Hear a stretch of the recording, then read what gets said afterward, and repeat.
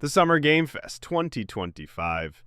That annual ritual where Jeff Keighley seemingly conjures the gods of gaming, casting a spell that rains down trailers, teases, and sequels from the digital heavens. Welcome to GameRanks. Today we're diving into 10 freshly announced games from this year's showcase. Starting off at number 10, Code Vein 2. If your life's been lacking in anime vampires, good news. That's about to change. Didn't ask for it? Doesn't matter. It's happening. The sequel returns with a new threat, something called Lunar Rapacious. Nobody's quite sure what it means, but it's driving revenants mad and turning them into horrors. Unlike the first game where you shaped your own character, this time you're stepping into the boots of a defined protagonist, the Revenant Hunter. Customization? Unknown. If you love spending 45 minutes tweaking your character's glowing eyes, well, that might not be on the table anymore. The story now follows a mysterious girl named Lou, someone with the power to rewrite history. You'll traverse timelines, fix pivotal moments in Revenant lore, and try to keep the world from collapsing. Again. Yes, time travel, chaos, and monsters. But at its core, it's still that dark, stylish, anime-infused Souls-like vampire action. At number 9, Wu-Tang, Rise of the Deceiver. After years of games sounding kinda like Wu-Tang, Wolong, Wu-Chang, you name it, it seems someone from the clan finally said, why not make our own? So they did. Rise of the Deceiver is a fast-paced co-op action RPG, not a Souls-like. It's snappy, stylish, and loud, not based in reality, and definitely not based in Paris. This game's about teamwork, combat flair, and yes, drip. Lots of drip. I don't often get to say drip with a straight face, but here we are. Look, if you know Wu-Tang, you probably love Wu-Tang. Even if expectations are tempered, as they often are with licensed games, this one looks surprisingly cool. Color me optimistic. At number 8, Atomic Heart 2 has officially been revealed. Yep, a sequel is coming, and honestly, I'm here for it. I've got a bit of a soft spot for the first Atomic Heart. Some of its more bizarre or cringy moments, weirdly charming, half ironic, but mostly not. It leaned hard into its own style, and that's part of what made it fun. So the fact that they're doubling down on that unapologetic chaos, chef's kiss. The sequel expands on everything. Cybernetic gloves, back. Melee and ranged mayhem, still a thing. And yeah, the writing, still wild in the best way. Right after that, number 7, The Cube, also from Mundfish. While Atomic Heart sticks to its chaotic single-player world, The Cube throws you into a co-op RPG shooter set in the same twisted universe. Think expeditions into a surreal levitating structure where shifting walls, rotating terrain, and unpredictable encounters define every run. It's essentially a roguelike MMO wrapped in a psychedelic Soviet dreamscape. Honestly, Mundfish owes me royalties for how good that pitch sounds. Coming in at number 6, Scott Pilgrim EX. Let's not beat around the bush. It's a brand new beat-em-up, and not just any beat-em-up, a Scott Pilgrim beat-em-up.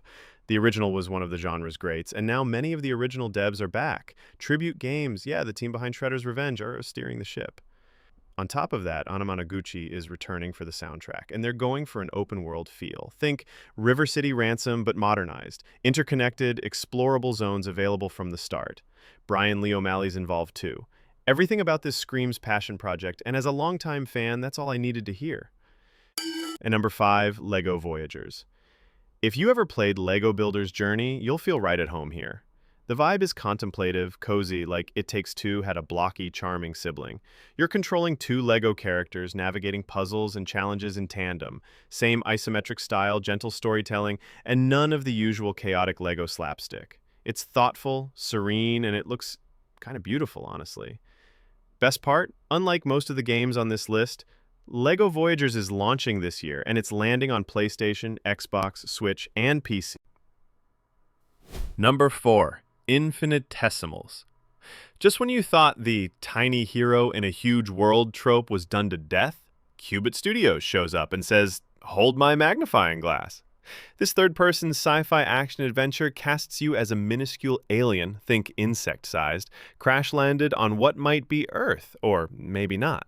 You're the captain of a squad of interstellar explorers, but details are vague, and that's part of the intrigue. What's clear? You're small, the world is massive, and the environment is the real star of the show. There's a strong Honey, I Shrunk the Kids energy here, with towering blades of grass, oversized critters, and clever use of scale. It's visually captivating and refreshingly unique. Coming in 2025 for PS5, Xbox Series, and PC. Number 3, End of the Abyss. Just when your nightmares thought they could rest, the creators of Little Nightmares are back Or at least some of them. Meet Section 9 Interactive, a new studio formed by ex-Little Nightmares devs, now delivering a sci-fi horror experience from a top-down perspective. You play as Cell, a young tech specialist delving into a decaying facility oozing with atmosphere. Think Dead Space exploration meets eerie storytelling, but through a unique lens. The gameplay features branching paths, creepy discoveries, intense combat, and upgradable gear. It's a big leap from the mostly non-combat Little Nightmares vibe, and honestly, it works. There's a haunting, almost Ghibli-like strangeness to its design, odd mechanical monsters, and moody environments. Coming next year to all the major platforms. Number 2. Mortal Shell 2. The original Mortal Shell was a bit of an underdog in the Souls-like scene, limited in scope maybe, but full of cool ideas and killer atmosphere. Now it's back with a full-blown sequel. The core mechanics return: shell swapping, challenging combat, eerie world design, but this time, we're getting 60 new dungeons, deeper lore, and hopefully some evolved gameplay systems. A beta's on the way, and you can already sign up over at mortalshell.com if you're hungry for more brutal, cryptic action. And finally, at number 1, Resident Evil Requiem.